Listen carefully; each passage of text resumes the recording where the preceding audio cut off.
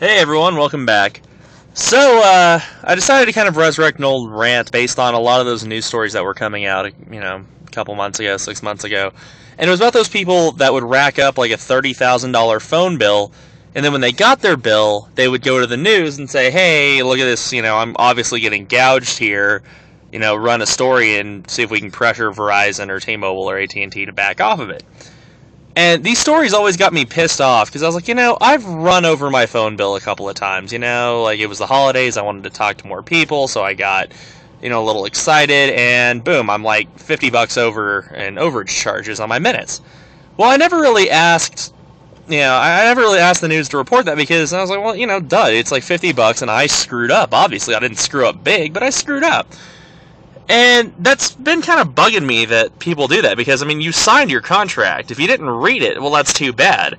I think one of the most recent stories was this guy, he signed up for, you get free unlimited data for 20 months or something like that, and then after that, your unlimited data is up.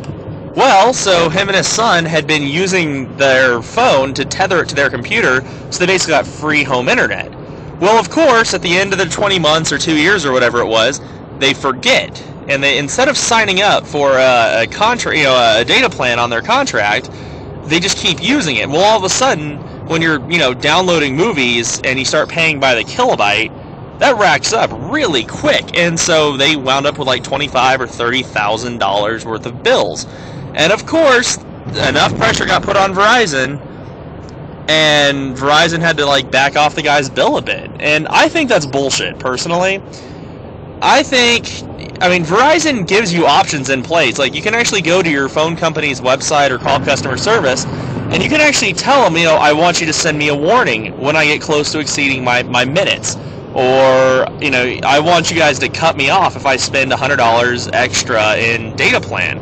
You can do all of that, and they'll make it easy for you to not screw yourself over if you're just willing to take the time.